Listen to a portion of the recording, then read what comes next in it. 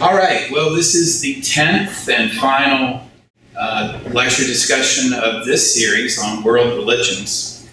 Just to catch us up and get us on the same page, what we've been doing here is looking at world religions through lenses, through 5 lenses: the sacred, myth, ritual, community, and the individual.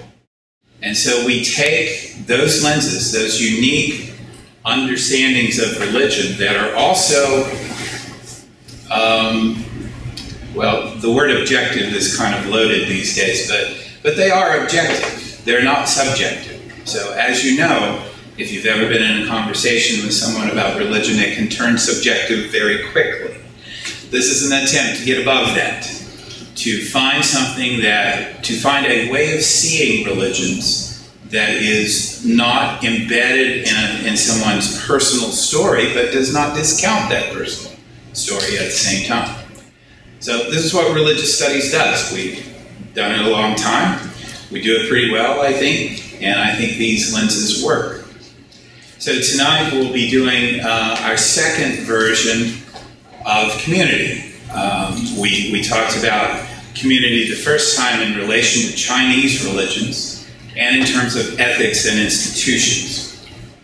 This time we're going to talk about community in terms of syncretism and eclecticism. And if you don't know those terms, that's fine. I'm going to explain them.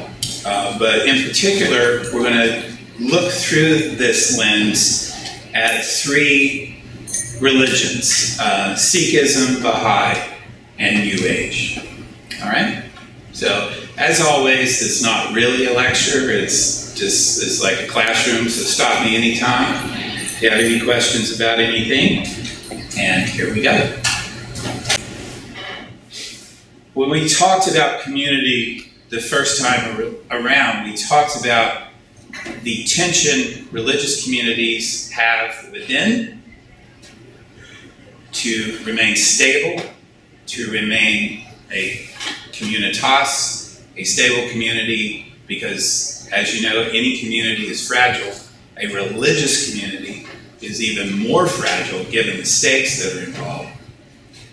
And then, of course, there's this tension without, as the community marks itself as different from other groups, or sometimes just the world. We're different from the world, the whole world. We're unique. That tension almost always resolves on the side of culture. What I mean is simply that it's extremely difficult to have a religious community that is not influenced by culture. I'd say it's impossible if you understand culture as things that human beings make, so that would be language, for example. But even if you use a more narrow definition of culture, it's extremely difficult. We get religious communities that try to do this, like sanghas in Buddhist monasteries or Christian monasteries or whatever. There's an attempt to pull away, but it's never entirely successful, is all I'm saying. You have to have food, you have to have local food, you have to interact with your local community. However, fundamentalism is another way of attempt to pull away from the world, and that's what's on the slide here. So fundamentalism is a subject worthy of course in its own right, and there are many courses and many studies on fundamentalism. It really is a reaction to modernism. All right, we don't really have fundamentalism until we have modernism. You can argue that, but I feel safe making that argument. It's a reaction by religious communities of all kinds, from Hindu to Muslim to Christian to Buddhist. It's a reaction against modernism. What's modernism? Modernism is simply the post-Enlightenment world. It's the world where science is the dominant paradigm rather than religion. It's the world of democratic institutions and the rights that come with those institutions, like women's rights. Right? So, if you want to study fundamentalism, that's what you're really studying, is modernism and reactions to modernism. All right. Most religious communities stay with this uneasy tension, as we said in the first use of this lens. Sometimes they assimilate, they're just like embrace culture. We talked about this. Unitarian Universalists that's a group that just wants to incorporate culture. They want to be aware and engaged with contemporary culture around them. And they want to integrate their religious insights into that culture, and the reverse. They want the culture to inform their religious community, which is pretty amazing. Most religions are going to acculturate. They're going to adopt the culture around them as necessary while trying to maintain the difference. What's especially interesting for our discussion tonight is what happens when two religions come in contact with each other within the culture, right? What happens then? Well, that's what we'll talk about. Syncretism is really just seeing things together. That's the Greek word is to kind of look together, blend together. And so a syncretic religion is one that is blended. Now, you may well say that's every religion, and you wouldn't be wrong. There's no pure religion in that sense. That is to say, a religion that is not affected by other religions. And certainly, there's no religion that's not affected by the culture around it.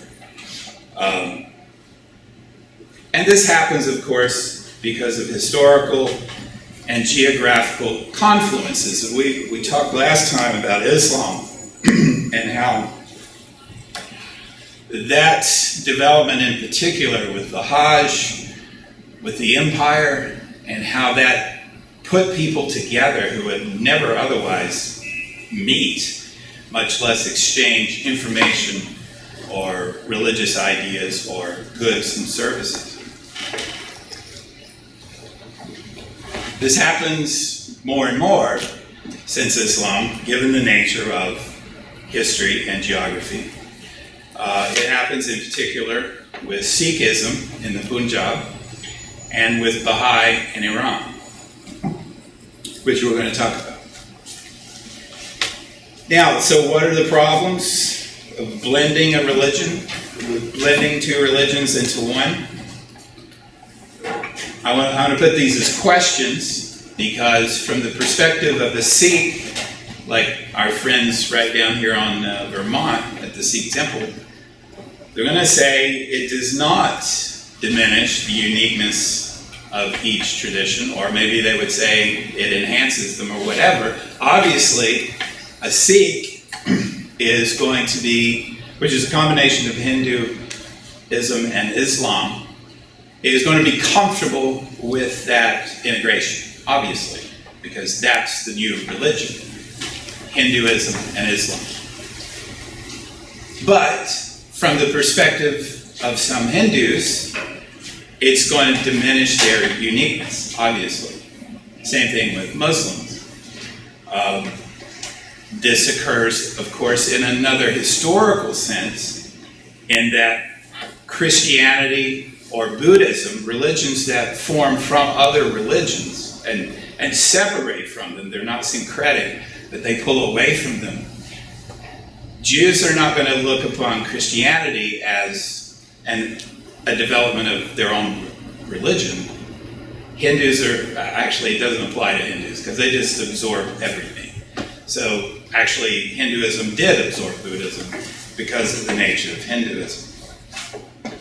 But there is a concern from a scholarly perspective and from perhaps an adherent perspective of what's happening to these original religions. In Sikhism, is it really Hinduism that's being blended once it's blended? Or is it something else? It's just the old question of metamorphosis, right? What remains of the original once something's been changed? Now, eclecticism is a little different. You may hear these, I saw it today researching this, you may hear these used as synonyms. They are not. Eclecticism is very different from syncretism. Syncretism, see that S-Y-N at the beginning? That's an attempt to pull these religions together. Eclecticism has no motivation to pull these things together. Eclecticism is the Whole Foods of religion. You just go in, you get what you want. It's not even all organic. It's the Ralph's of religion. You just get what you want, take it away. There's no sense of coherency or integrity, and I don't mean that as a slight. I just mean eclectics don't care. They like this, they don't like that, so they're going to take this. And in doing so, you see, they pull this out of context. And that may be fine. Don't get me wrong. I'm just saying that's what happens. Of course, that can mean that the religion is incoherent. All right, I hear you already. All religions are incoherent, sure, in some way. That, by which I mean they simply can be, they're not rational. Religion isn't rationality, okay? So if you're looking for some sort of rational coherence, that's not going to happen. Actually, if you were here for the myth discussions, that's where all this gets resolved. All these internal contradictions in religion get resolved in mythology, in the stories. And remember, myth isn't logic. It's not rationality. It's storytelling. It has its own logic. So that's the way you can deal with this incoherence. Another problem, ironically, paradoxically, with eclecticism is that it can be totalizing. You can pull this here, this there, and then you say, this is everything. Right? So you take a little bit of Buddhism and you take a little bit of Native American religions and you take a little bit of Christianity, and then you say, this is the truth. There's a certain impulse there to do that with eclecticism. Another problem with eclecticism is appropriation.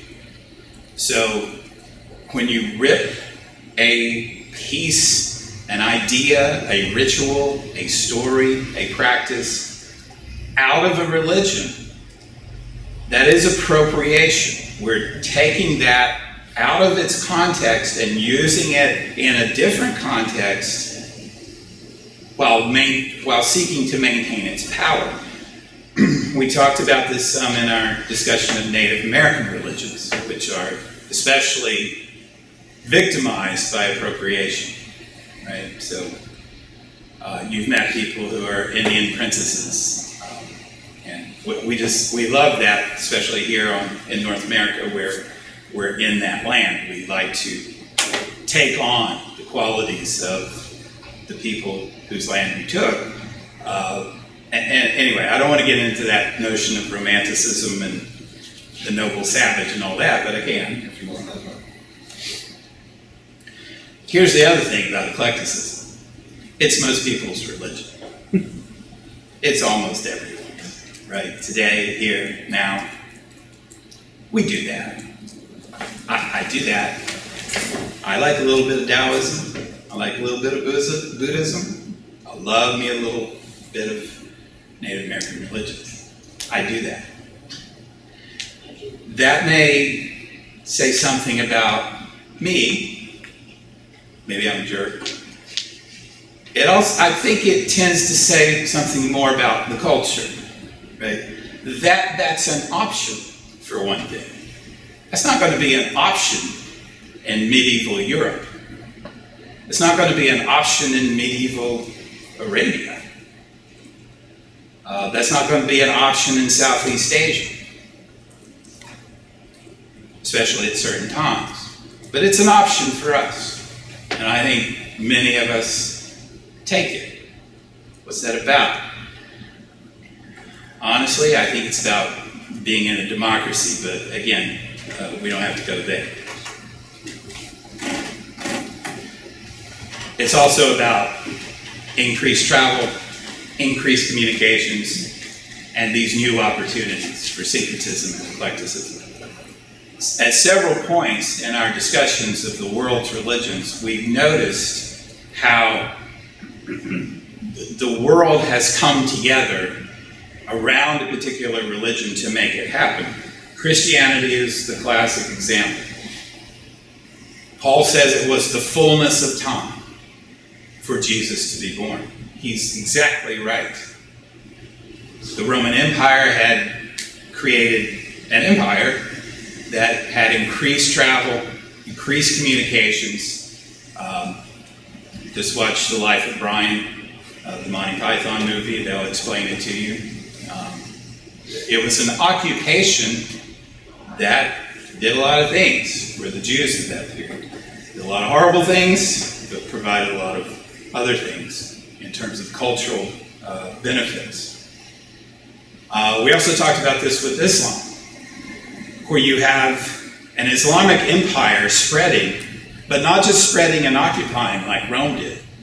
You spread, you occupy, and then you require the people to come back to Mecca. And they go back. For whatever else that is an amazing delivery system for culture, right? You're bringing all these people together. They're meeting in a ritual which produces communitas, a deep community, and then they go back. That's like an early internet, except better, because there are no comments. All right, so let's get to Sikhism. Good thing it's the last lecture, because I'm losing my voice.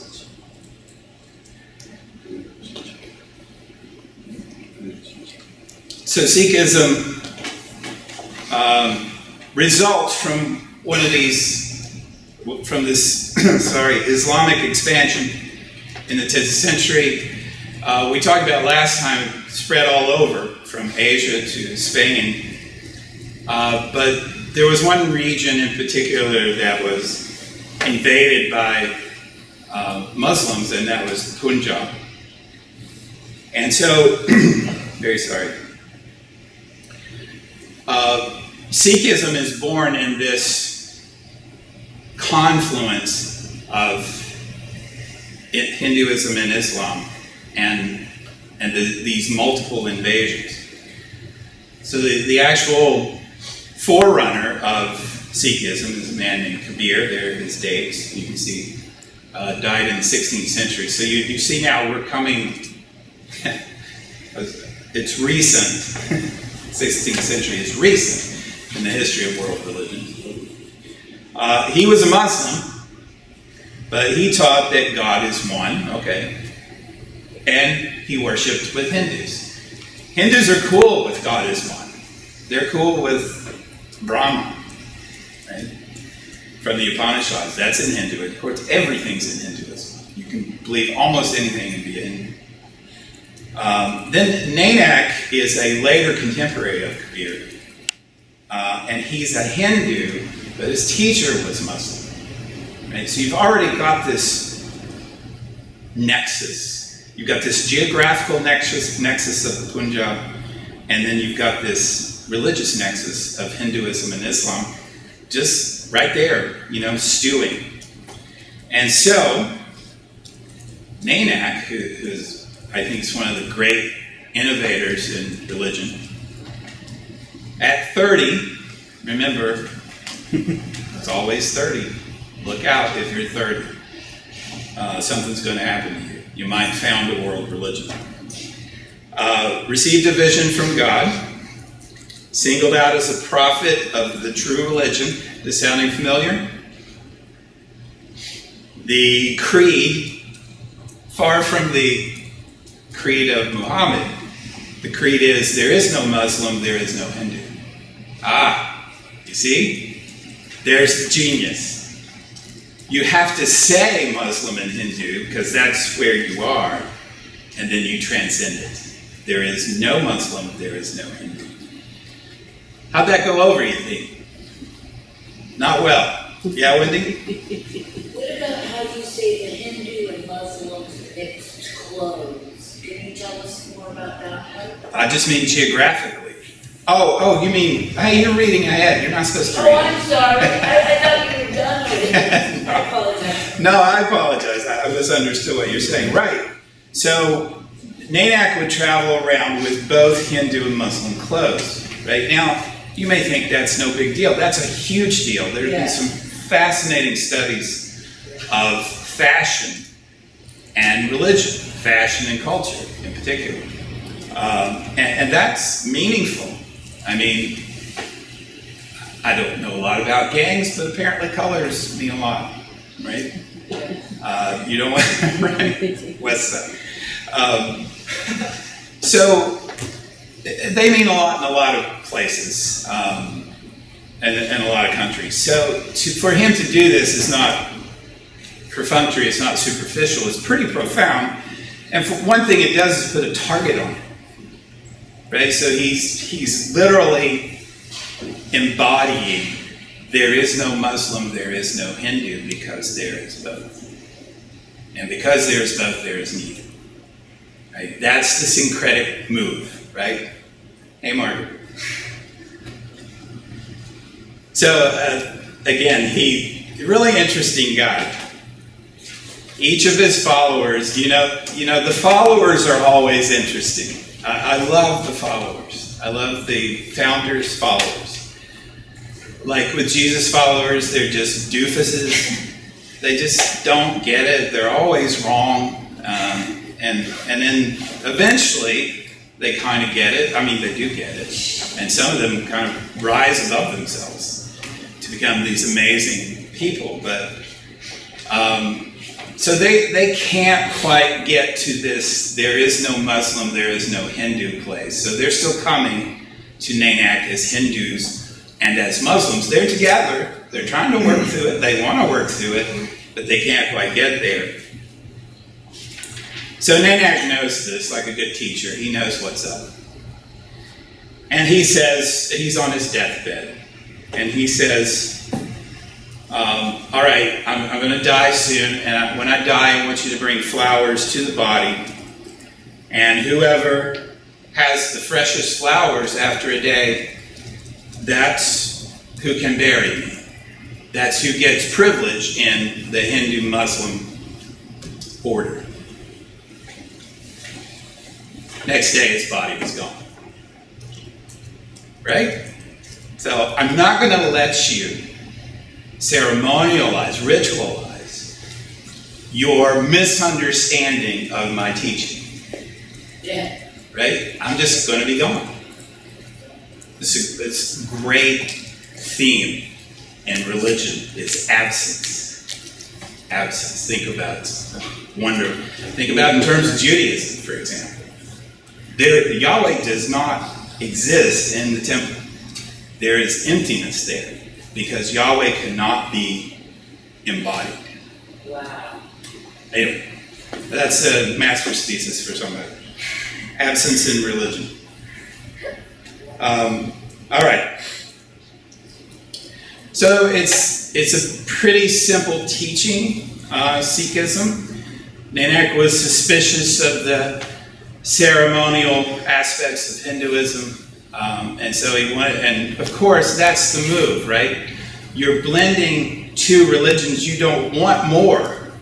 You want less, right? Can you imagine trying to add more when you've already got two religious traditions you're working with? So you want to reduce. Always you want to reduce in syncretism. And so he kept the notion of reincarnation and karma. God is one. Followers call him the true name. And he was a pacifist and taught pacifism. This may surprise you if you know anything about the history of Sikhism, because Sikhs, after Nanak, became tremendous warriors, known for carrying the kirpan, I believe it is, a certain knife. Is that right? Yeah. Yeah. They even use this to stir some of the water today in ceremonies. And again, I want to say that's not that a switch was thrown and they became aggressive. Whenever you're part of a syncretic religion, you are a target for both religions. Not to mention the dominant culture that does not respect religion, if that's the case. Right. So the Sikh text, sacred texts, is the Granth. It's a collection of Nanaks and Kabirs and a few other gurus' hymns, which is cool. It's enormous. We talked in Hinduism about the Rig Veda, which is pretty large, a Hindu text. This is 3 times that size, 3,384 hymns. There's baptism. You're not automatically a Sikh. You're baptized into it. There are a few daily rituals like the early morning bath. Again, readings or singings of hymns, recitation of prayers. Again, it's got to be simpler than the religions you're blending. Nighttime rituals of hymns and prayers, right? Got to be able to make this mobile too, because you were liable to be on the road, on the run maybe. And the sacred sites are gurdwaras. They're just open to anyone, right? Which is cool, but again, makes sense given the nature of the religion. You don't want to be saying, you don't want to be complicating the membership, Right. right? If you're blending Hinduism and Islam, that's complicated enough. You don't want to say, okay, I need 3 traits of a Hindu and 4 traits of a Muslim, and then you just want to keep it open. All right, we're going to keep moving through here. Baha'i. Now, this is really interesting. So, Sikhism is a blend of Hinduism and Islam. Baha'i is a blend of every Western religion, and it's continuing to evolve. This is really interesting. Just some historical background. Baha'i is a development of Shia. Remember last time we were talking about Islam, and the Sunni are the traditional majority Muslim population that traces its line back to Muhammad. The Shia have a dispute in the 7th century about the succession after Muhammad, and they believe it should have the caliph should have been Ali, and that break signals a break in theology and practice and eschatology, thoughts about the end times, etc. Well, Baha'i begins in Shia, and in fact, in 1844, Ali Muhammad declared himself the 12th Imam. I went over this really quickly last time, but you may remember me saying something about 12ers in Shia Islam. There were 7ers and 12ers. And they also give the imams much more theological weight than simply a prayer leader, as in Sunni Islam. So Ali Muhammad declares himself the 12th of the 12ers, the 12th Imam. So this is a divine being who's come to earth, right? Advocated sweeping reforms in Islam. And again, there's no separation of church and state here. When you're advocating sweeping reforms and where religion is woven into the culture, that's a pretty big deal. That's more than political resistance. That's religious resistance. And of course, he was executed for that. His followers are called the Babis, And Hussein Ali was his successor, and he called himself Baha'u'llah. And if you recognize the word Allah in there, or a version of the word Allah, that's basically the messenger of Allah. So this begins as a Muslim reform movement. But look what it becomes. And this is because, again, of that relationship to culture that we're talking about. Now, traditional Islam had this amazing integration of culture and religion that we talked about last time. So the tension wasn't really there. The culture was the religion. Or religion was the dominant aspect of the culture, I should say. But now we're back to the tension. Except there's this acculturation. Remember, that was one of the approaches the religious community can have to culture, is just to bring it in, right? And integrate it and give back to it, take from it. Listen to the teachings of Baha'i. Unity of God, religion, and humanity. All gods are one. Not just Allah. All gods are one. All religions are one. Sure, we can't see it always. We get caught up in the differences and in our prejudices, but we're all one. And in fact, all humanity is one. We haven't heard that before. We've heard that the world is illusion, that even ourselves are illusions. We've heard that we are the people, but they aren't. We haven't heard this before. Notice when Bahai begins, at the tail end of the Enlightenment, and the inauguration of these democratic nations. There should be a harmony between religion and science. Take that, wouldn't you? So you see the effort there is acculturation. Here's an interesting teaching. Religion continues to evolve. We haven't heard that before, right? Remember back when we talked about Native American religions, and we were talking about Divine Deloria's book, God is Red, and how he said that religions based in time, that is non-indigenous religions, are always at a disadvantage because time keeps moving, things keep changing. Religions based in space are prone to other factors changing them, but not time. Because the space stays essentially the same unless it's invaded. That's one of the problems. But look at this. We've never seen a religion that says we're going to be changing because time keeps moving, culture keeps changing. That's amazing. This does not sit well with the Islam that gave birth to it, because, or any other religion, because remember, Deloria talked about this. When revelation is given in a time-based religion, it stays, it doesn't move. So you can't add to it. You can't change it. You can't add, take away, etc. Because it's there. It's got to be static. Because everything else is in motion. You've got to have that stay static. The revelation, the truth, if you will. Not for Baha'is. No, we're going to keep learning. We're going to keep evolving.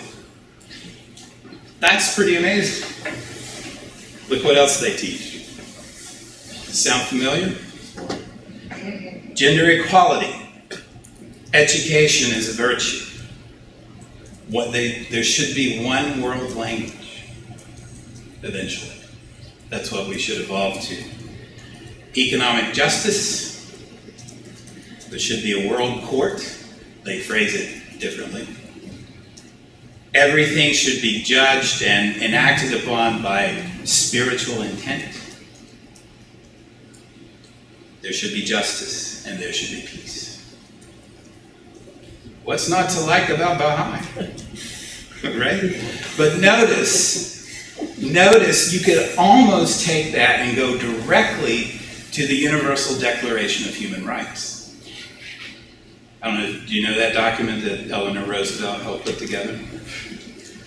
The Universal Declaration of Human Rights. This is religion and culture going like this, right? And it's really, it's unique in the history of world religions. I worked with a guy who was Bahai. He was the most devout person I've ever known in my life. I mean, he was just devout. He was a great guy, big party guy in terms of, well, I shouldn't say party guy, he was just very gregarious and fun and always dancing and singing, didn't drink, didn't smoke, followed these teachings. He was a devout Baha'i. In fact, he worked for me and he left to go work for the Baha'i Center in Chicago. Wow. Yeah. All right, so, New Age. Here we go. Here we go. New Age is in quotation marks because we don't like it. Religious scholars don't like it, only because we can't figure it out. And we don't like things we can't figure out. So we're going to put that in quotation marks. Actually, the reason is that it's an appellation that not even New Agers use. I don't think. And so it's just not a good term. If you were here for the very first lecture, we talked about defining religion, and we talked about how difficult it was, and that you had to have some center, right? You had to have something that the religion could cohere around. You don't have that in New Age religion. So, quotation marks, again. Here's what some of the scholars have said, religious studies scholars have said in trying to define New Age religions. And you can hear the scholarly snark here already. New Age religion is an eclectic, there's our word, right? An eclectic hodgepodge of beliefs, practices, and ways of life with commonality found in the same or very similar lingua franca to do with the human and planetary condition and how it can be transformed. Well, that's not very helpful, is it? A common denominator for a variety of quite divergent contemporary popular practices and belief, largely united by historical links and a shared discourse and a familiar air. Okay, I don't know what that said either, really. An umbrella term, okay, that includes a great variety of groups. Okay, well, that's a huge umbrella you're talking about there. United by their expectation of a major and universal change being primarily founded on the individual and the collective development of human potential. That gets closer to it than any of the others, or any of the others on the slide, or any of the others I've read. Because, again, with a definition, you have to include as much as possible and exclude as much as possible. And we talked about how early scholars of religion totally blew that, because they went looking for religions that had gods and books, right? And so they totally missed Asia and indigenous cultures. All right, so you may know better than I the features of New Age religion. I don't know, but here's what seems to be some of the features involved in New Age religion. Divinity. There's an incredible interest in the sacred. And that interest usually takes the form of God, capital G, or God, lowercase g, but divinity. So a particular expression of the sacred that is deity.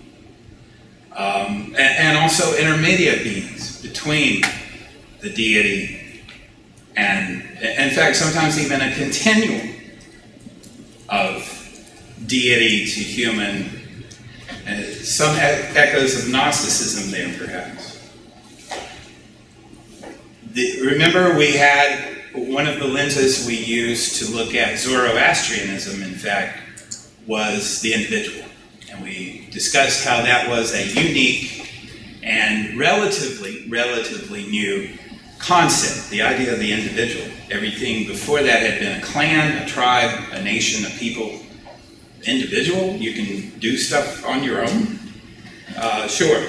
Well, that has come full flower in New Age religions. If it's about anything, it's about the individual and the unique path the individual takes. And that's very powerful, very seductive, and frankly, culturally, it's where we are. We base Western culture on the individual now. And so that's a good religion for the individual. It is where you sacralize your path, your unique experiences as an individual. That's a pretty powerful move. Channeling. So there's an emphasis on the individual, but at the same time, a reflection toward the divine. And so you're always, again, in this eclectic hodgepodge of New Age religion, you're always seeking to reach the divine, and sometimes the divine is seeking to reach you. And so this becomes what's called channeling, where, again, these are not really scholarly terms, but it's the terms used by the practitioners, where these other beings, or being, God, or intermediary beings, speak through you, and sometimes to groups, or to another person. So you become a channel for the divine. You become a channel for the sacred. There's also, again, I'm talking about this cluster of commonalities within New Age religion. The age of Aquarius, right? Is that song playing in your head right now? This is the dawning. So interesting to be talking about this Los Angeles New Age religion, because a lot of it began here. And began before it began anywhere else. The age of Aquarius, this has to do with astrology and larger time patterns even, but especially astrology. This is the age of Aquarius. This is where we're on the cusp of something powerful and profound, right? Now, as a religious studies scholar, I say, oh, I know that. That's eschatology. That's apocalypticism. I can see that in first century Rome. I can see that in other places. But that's a pretty powerful notion too, that we're on the edge of a new age.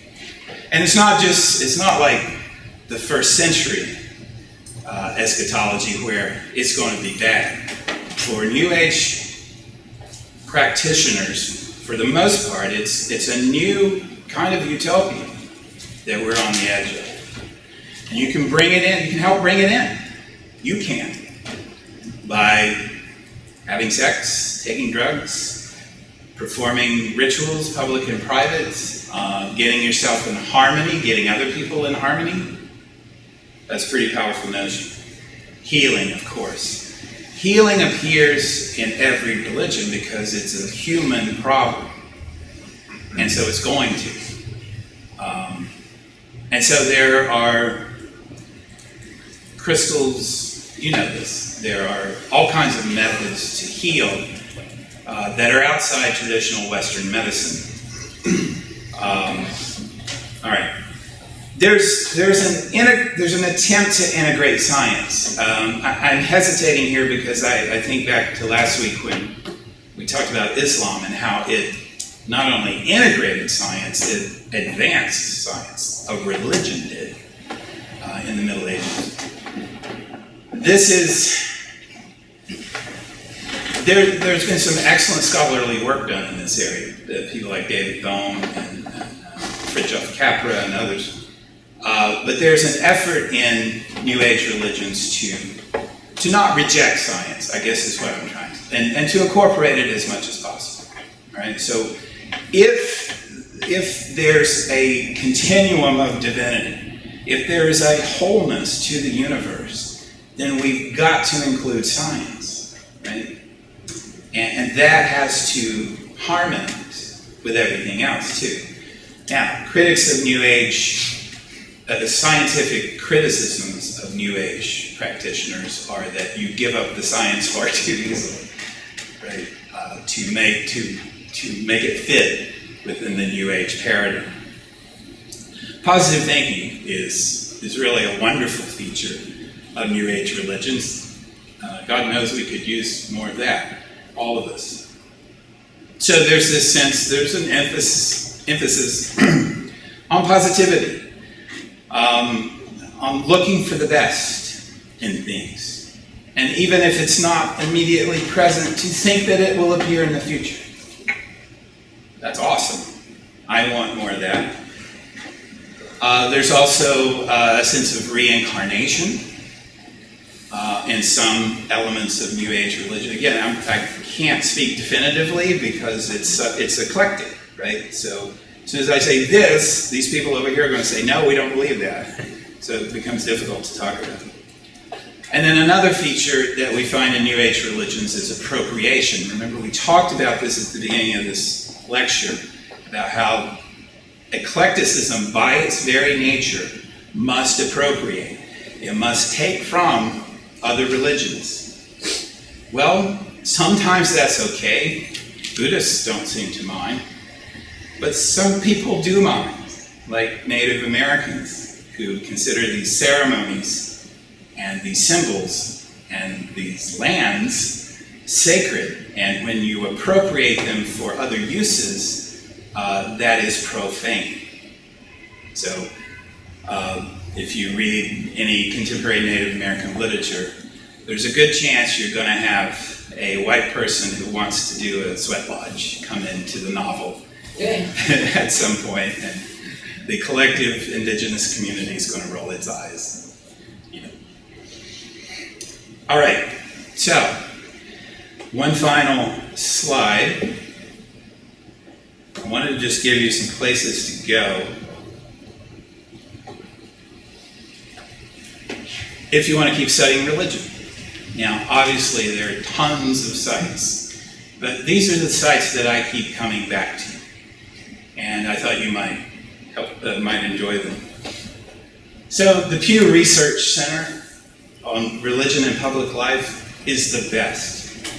If you want data on religions, and not just quantitative data, not just how many people are Catholic or Muslim, but qualitative data, what people think about religion, that's the place to go. This is solid research, really interesting stuff. They're not staid, they're really trying to engage contemporary issues. You can see here, 1 in 5 U.S. adults were raised in interfaith homes. Who knew that? That's interesting. I wouldn't have expected that. And in the lead article here, the share of U.S. adults who describe themselves as Christian has been declining, but the U.S.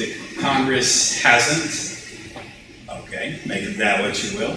Be careful with data, learn how to interpret it. They can help you with that. And you can see social trends, and you'll find the Pew Center cited often in not fake news sites. That is journalistic sites.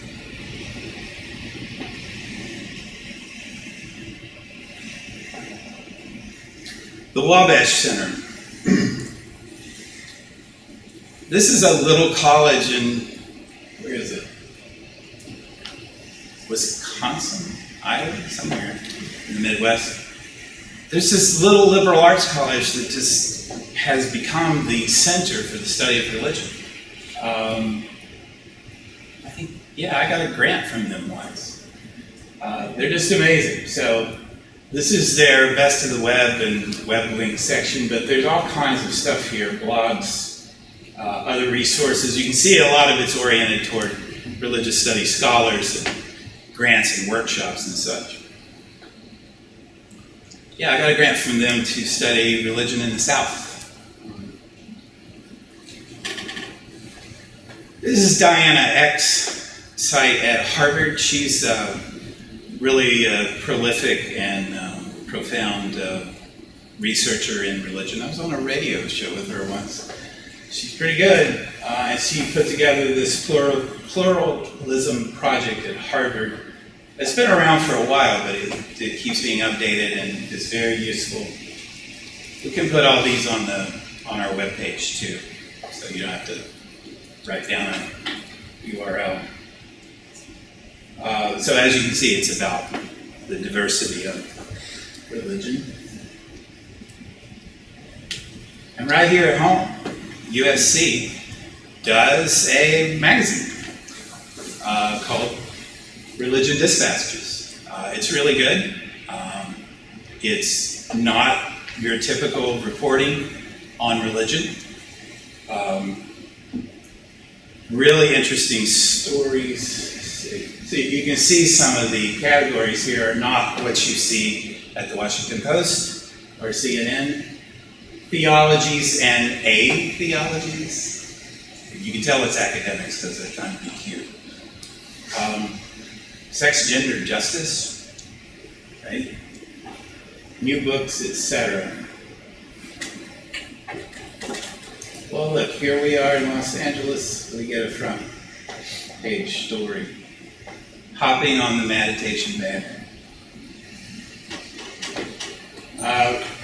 I know a couple of these writers, really good stuff. I recommend it. Less exciting is an encyclopedia, but still, sometimes you just need an encyclopedia. This is an older one, Encyclopedia of Religion and Society, and it came out of Hartford Cemetery, but it looks like Altenmeyer Press bought it, and then, I mean, who's going to buy an encyclopedia of religion anymore? So it looks like they just put it online. So if you just need to go to a quick article on something, here's a great one. And then this is ugly. There's no design to this whatsoever, but these are full texts, scholarly texts and primary sources, if you're interested. So, the categories are kind of interesting. Practical theology, so like counseling and mental health. Anyway, that's it. I'd be happy to answer questions or talk to you. Wendy. The dictionary, the encyclopedia, and the glossary. Because even Blavatsky has a glossary that is big. My grandmother used to buy me an encyclopedia every Saturday. And you went to the grocery store, you spent so much money, they give you a free encyclopedia. And I loved them. Yeah. But what's the difference? I never dictionary, encyclopedia, or a glossary. Right. Some glossaries are just a few pages, I understand about, but Blavatsky has one this thick. Right. It looks like a dictionary. Right. So I can't define exactly The question is, what's the difference between an encyclopedia, a dictionary, and a glossary? Thank you. Thank you. Other people may have that question. An encyclopedia is a collection of articles about all subjects. So Wikipedia is an encyclopedia. Yeah. A dictionary is the history of and standardized use of a particular word. A glossary is a kind of dictionary for a particular work. So if I were to write a book about shamanistic practices in New Zealand, 1930 to 19... I might need a glossary to put a glossary in there for some New Zealand words, Maori words, for example, or even some of the technical jargon from the study of shamans. Does that help? Yes, a lot. I used all of it. Oh, sure. I love it all. Yeah, we should. We're explaining to somebody. If they're gonna ask. Cool. Okay. Anybody else? This is also a good time to, it's the last lecture, good time to go back to something we've covered or didn't cover and you think we should have. It's also a good time to go up and kind of zoom out even more and see what we've talked about and learned along the way. Charlie? It's been said that most religions can sort of be categorized or defined in a way by their afterlife story. reincarnation seems to be the afterlife story for most of the age. Right. At least by the terms that you put up there. Right. I'm just asking, in your experience, if you think that holds true, that the thing that holds these religions together for the most part is either the promise or the daunting ideal of an afterlife. Absolutely not. Thank you for asking. But that's another one of those 19th century, early 20th century notions that is basically Christian-based, that there must be an afterlife. Now, do a lot of religions have notions of the afterlife? Absolutely. But not all of them. Native American religions, typically not concerned. Judaism, for most of its history, until Zoroastrianism influences it in the Second Temple period, not that interested in the afterlife. There's this place called Sheol, which is kind of, I don't know, people are kind of alive, but there's not much talk or concern with it. So, sure, the large majority of religions, especially after Christianity, after Zoroastrianism, are concerned with the afterlife. And that sometimes is a product of syncretism and eclecticism. But for using it as a definition, it won't work. The Buddha, not concerned about the afterlife. There is no afterlife. There's just the one, right? Great question, though. Yeah? This is the first lecture I've made. I've missed the others, so I'm visiting. Welcome. Here. Thank you. I've been studying in Greece, in Athens, and one of the things I've been picking up on in their ancient religion that wasn't a religion was the fact that God is within sight of you. Yes. And I'm wondering, in comparison to the other religions, if there's any focus on God being inside of you or external. Oh, yes. Wonderful. Yes. Wow, what an interesting question. Sorry, we've got a leak or something. Yeah, in the corner right there. Oh, thank you. Frank's on it. It's over here or over here? Right there. Oh, okay. Thank you, Frank. Frank is our Renaissance man who can teach a class or fix a leak. Keep going, keep going. Hey. Oh, look at that. Oh, yeah. So, wonderful question. Where does this first appear? I don't know, so I'm... Sure. The question is, where does the notion of God being within you first appear in world religions? The Greeks, in the way they taught me, was Rome after Rome and the conquests. Right. God is outside of you. Right. You are the sinner. Right. In the ancient world, God was part of everyone who Right. followed the mysteries that no longer exist because Rome destroyed them. Right. It's Rome. What's that, Wendy? What about the part where you spoke about the anthropomorphism? Oh my goodness, you are awesome.